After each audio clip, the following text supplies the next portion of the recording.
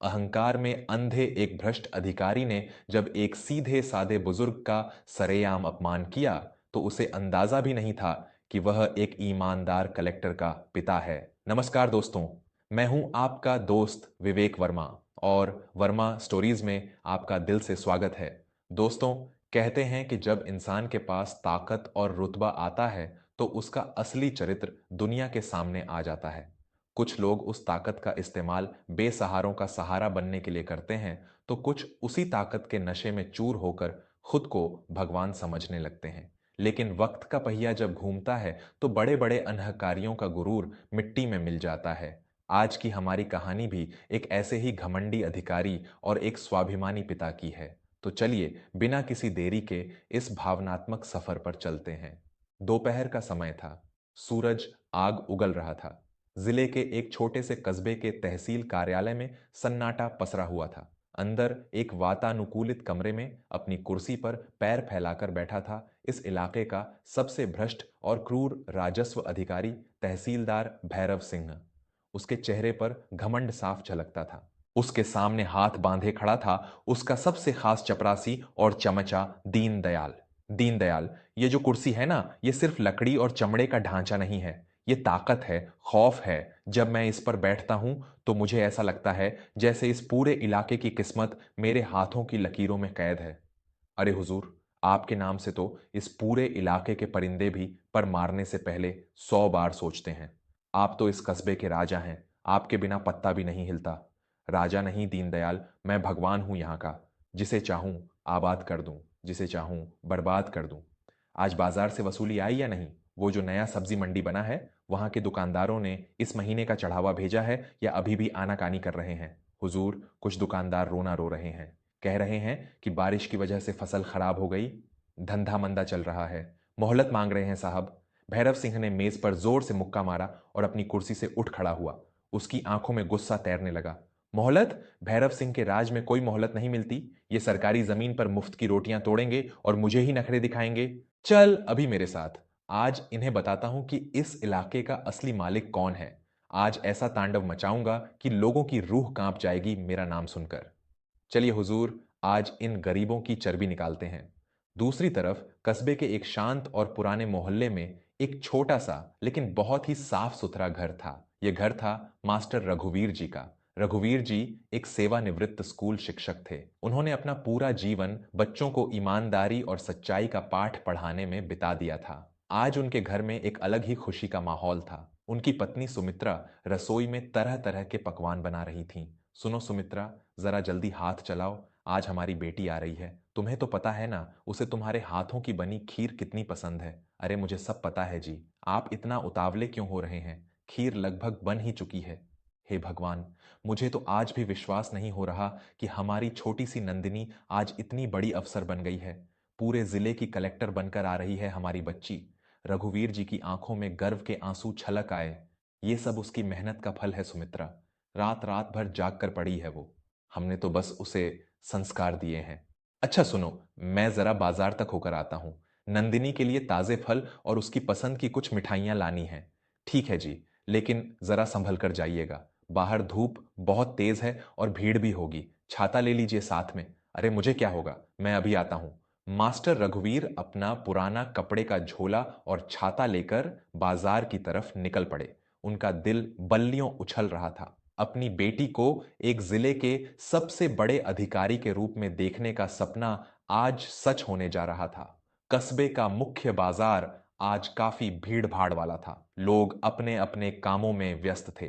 तभी अचानक बाजार में एक सरकारी जीप आकर रुकी। उसमें से तहसीलदार भैरव सिंह और उसके 4-5 गुंडे नुमा कर्मचारी बाहर निकले। उन्हें देखते ही बाजार में सन्नाटा छा गया। जो दुकानदार जोर जोर से आवाजें लगा रहे थे, वो डर के मारे चुप हो गए। भैरव सिंह ने अपनी छड़ी से एक फल वाले के ठेले को जोर से मारा। क्या रे किशन, बहुत नेता बन रहा है तू आजकल। दीनदयाल ने तुझे बताया नहीं था कि आज महीने की आखिरी तारीख है? मेरा पैसा कहां है? किशन नाम का वह नौजवान डर के मारे कांपने लगा। उसने हाथ जोड़ लिए। साहब, इस बार माफ कर दीजिए, बाबूजी बीमार पड़े हैं, सारा पैसा उनके इलाज में लग गया। अगली बार मैं दोनों महीने का एक साथ दे दूंगा। मुझ गरीब पर रहम खाइए साहब। रहम? और वो भी भैरव सिंह? तेरी इतनी हिम्मत कि तू मुझे बहाने सुनाएगा? भैरव सिंह ने किशन के ठेले को एक जोरदार लात मारी। ठेला पलट गया और सारे सेब, संतरे और केले कीचड़ में जा गिरे। किशन फूट फूट कर रोने लगा और अपने फलों को समेटने की कोशिश करने लगा। बाजार के सारे लोग यह तमाशा देख रहे थे, लेकिन किसी की भी आगे आने की हिम्मत नहीं हो रही थी। तभी उस भीड़ को चीरते हुए एक शांत लेकिन दृढ़ आवाज गूंजी। रुक जाइए, ये क्या कर रहे हैं आप? एक गरीब का नुकसान करके आपको क्या मिल जाएगा? भैरव सिंह ने मुड़कर देखा। सामने मास्टर रघुवीर खड़े थे। उनके चेहरे पर क्रोध था, लेकिन आंखों में एक अजीब सी शांति थी। तू कौन है रे बुड्ढे, और तेरी इतनी जुर्रत कि तू भैरव सिंह के काम में टांग अड़ाए? चुपचाप अपना रास्ता नाप, वरना तेरे ये बचे कुचे बाल भी नोच लूंगा। मुझे लोग मास्टर रघुवीर कहते हैं। मैंने जिंदगी भर बच्चों को सही गलत का फर्क सिखाया है। आपकी वर्दी, आपका यह पद लोगों की सेवा करने के लिए है, उन्हें लूटने और उन पर जुल्म ढाने के लिए नहीं। इस गरीब के फल वापस उठाइए और इससे माफी मांगिए। भैरव सिंह जोर जोर से हंसने लगा। उसके साथ दीनदयाल भी ठहाके लगाने लगा। देख रहे हो दीनदयाल, इस सठियाए हुए मास्टर को देखो, यह मुझे कानून सिखा रहा है। अय मास्टर, लगता है तुझे अपनी जान प्यारी नहीं है। मैं प्रशासन हूं, मैं ही कानून हूं। मेरे खिलाफ जो आवाज उठाता है, उसकी आवाज हमेशा के लिए दबा दी जाती है। सत्ता का गुरूर बहुत बुरा होता है नौजवान। जिस दिन यह टूटता है, इंसान कहीं का नहीं रहता। तुम कानून नहीं हो, तुम सिर्फ कानून के एक छोटे से नौकर हो, और तुम्हारा यह बर्ताव बिल्कुल बर्दाश्त नहीं किया जाएगा। रघुवीर जी की यह बात सुनकर भैरव सिंह का अहंकार चोटिल हो गया। गुस्से से पागल होकर उसने मास्टर रघुवीर के सीने पर जोर से धक्का मारा। रघुवीर जी उम्र दराज थे। वह अपना संतुलन नहीं खो बैठे और सड़क पर गिर पड़े। उनका चश्मा दूर जा गिरा और टूट गया। उनके माथे पर हल्की सी खरोंच आ गई। बाजार में हाहाकार मच गया। कुछ लोग आगे बढ़े, लेकिन दीनदयाल ने उन्हें डंडा दिखाकर पीछे कर दिया। कोई आगे नहीं आएगा। जो आगे आएगा उसका भी यही हाल होगा। समझ गए? और तू बुड्ढे, आज के बाद अगर मेरे रास्ते में आया तो सीधा श्मशान भिजवा दूंगा। चल दीनदयाल, आज का मजा किरकिरा हो गया। भैरव सिंह अपनी जीप में बैठकर वहां से चला गया। कुछ लोगों ने दौड़कर मास्टर रघुवीर को उठाया। मास्टर जी, आप ठीक तो हैं? आपको इनके मुंह नहीं लगना चाहिए था। ये आदमी राक्षस है। मैं ठीक हूं भाई, शरीर गिरा है, मेरा हौसला नहीं। जो बीज इस घमंडी ने आज बोया है, उसकी फसल इसे बहुत जल्द काटनी पड़ेगी। मास्टर रघुवीर बिना फल और मिठाई लिए, टूटे हुए चश्मे और चोटिल माथे के साथ अपने घर की ओर लौट पड़े। उन्हें इस बात का दुख नहीं था कि उन्हें चोट लगी है, बल्कि दुख इस बात का था कि समाज में ऐसे भ्रष्ट लोग बेखौफ घूम रहे हैं। दूसरी ओर जिले के मुख्यालय में एक नई हलचल थी। कई पुलिस की गाड़ियां और सायरन बजाती हुई वीआईपी गाड़ियां कलेक्ट्रेट परिसर में दाखिल हुईं। गाड़ी का दरवाजा खुला और उसमें से एक बेहद तेज तर्रार, अनुशासित और गरिमामयी महिला अधिकारी बाहर निकली। ये जिले की नई कलेक्टर जिलाधिकारी नंदिनी थीं। उनके आते ही सभी अधिकारियों ने सलामी दी। नंदिनी ने सीधे अपने कार्यालय में प्रवेश किया।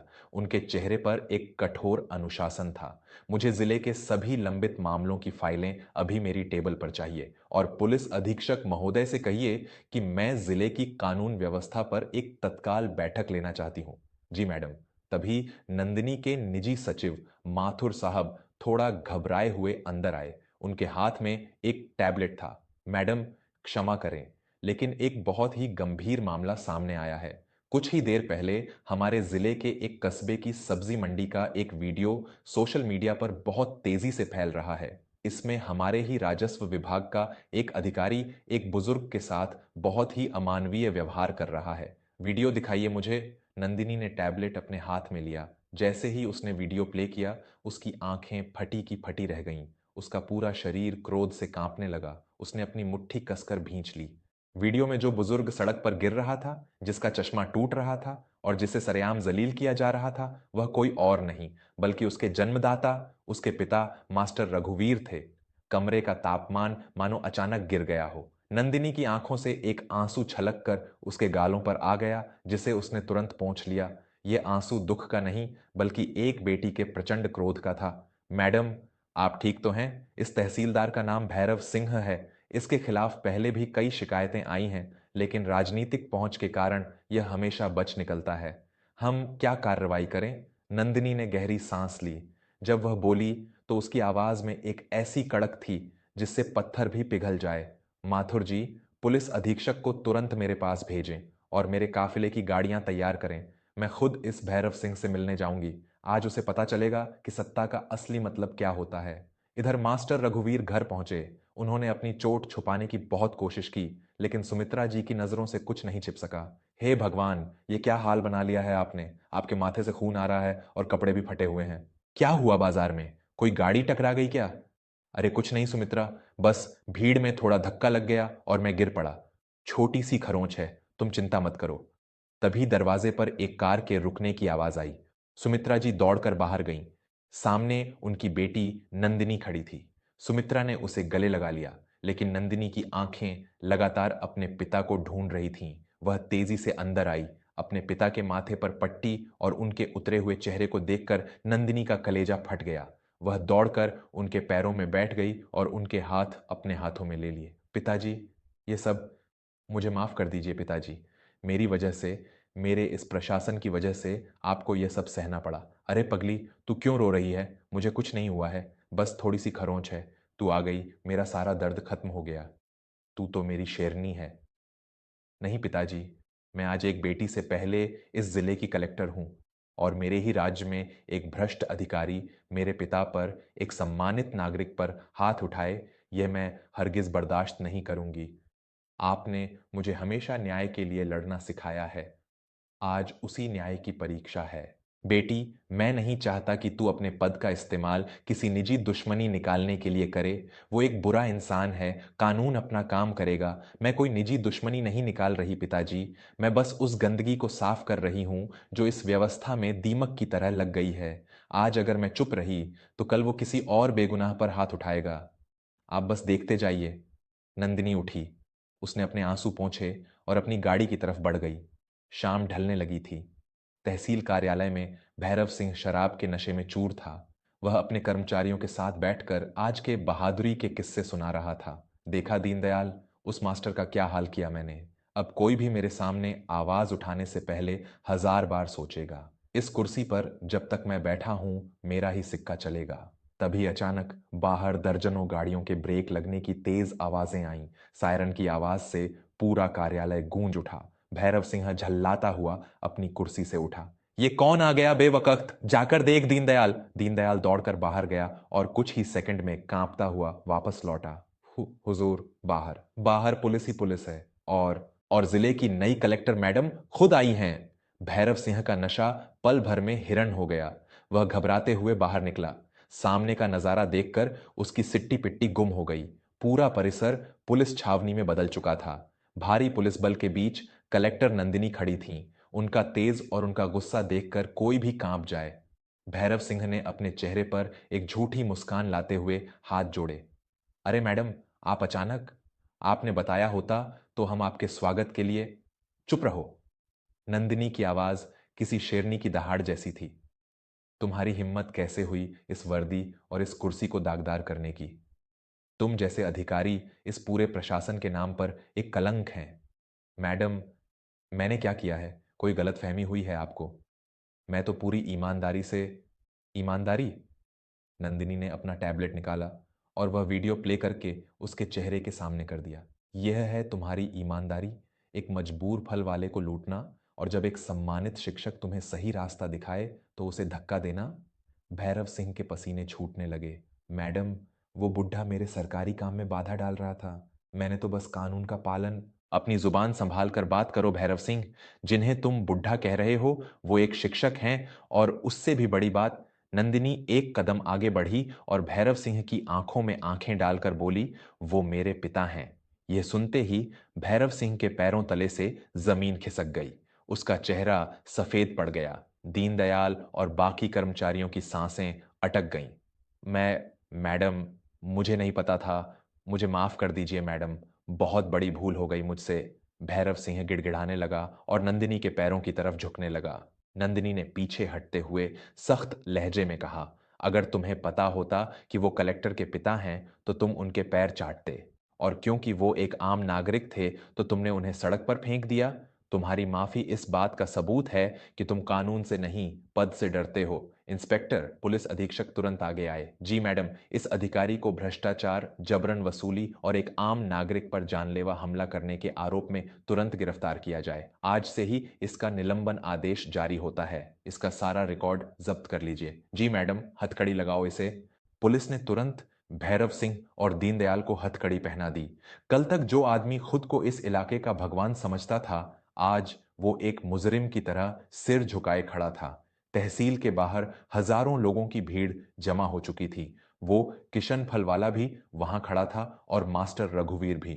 सब कुछ उनकी आंखों के सामने हो रहा था। नंदिनी बाहर आई और भीड़ को संबोधित करते हुए बोली, आप सब लोग सुन लीजिए। प्रशासन आप पर राज करने के लिए नहीं, आपकी सेवा करने के लिए है। अगर कोई भी सरकारी कर्मचारी आपसे रिश्वत मांगे या आप पर जुल्म करे तो डरकर चुप मत बैठिए, अपनी आवाज उठाइए।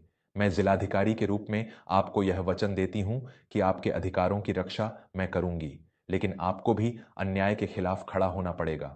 भीड़ में से अचानक तालियों की गड़गड़ाहट गूंज उठी। लोग कलेक्टर मैडम जिंदाबाद और मास्टर जी जिंदाबाद के नारे लगाने लगे। मास्टर रघुवीर की आंखों में खुशी के आंसू थे। आज उनकी बेटी ने सिर्फ उनका ही नहीं बल्कि पूरे समाज का सम्मान वापस लौटाया था। भैरव सिंह को पुलिस की गाड़ी में डालकर ले जाया गया। उसका घमंड हमेशा के लिए टूट चुका था। तो दोस्तों, यह थी हमारी आज की कहानी। एक स्वाभिमानी पिता और न्याय करने वाली एक निडर बेटी की कहानी। यह कहानी हमें सिखाती है कि कभी भी किसी को कमजोर नहीं समझना चाहिए और अन्याय चाहे कितना भी ताकतवर क्यों ना हो, सच्चाई के सामने उसे घुटने टेकने ही पड़ते हैं। अगर हम सब मिलकर जुल्म के खिलाफ आवाज उठाएं तो ऐसे किसी भी भैरव सिंह की हिम्मत नहीं होगी कि वह आम जनता को परेशान कर सके। अगर आपको यह कहानी दिल से अच्छी लगी हो तो वीडियो को एक लाइक जरूर करें और हमारे चैनल वर्मा स्टोरीज को सब्सक्राइब करना ना भूलें। कमेंट में लिखकर जरूर बताएं कि आप यह वीडियो किस शहर या गांव से देख रहे हैं। आपके कमेंट्स पढ़कर मुझे बहुत प्रेरणा मिलती है। और हाँ, एक जरूरी सूचना, यह कहानी पूरी तरह काल्पनिक है। इसमें वर्णित सभी पात्र, घटनाएं, स्थान और परिस्थितियां लेखक की कल्पना पर आधारित हैं। किसी भी वास्तविक व्यक्ति, घटना, स्थान या परिस्थिति से इसका कोई संबंध मात्र एक संयोग होगा। इस कहानी का उद्देश्य केवल आपका मनोरंजन करना और समाज में एक सकारात्मक संदेश देना है। अपना और अपने परिवार का ख्याल रखें। मिलते हैं अगली कहानी में। तब तक के लिए नमस्कार, जय हिंद, वंदे मातरम।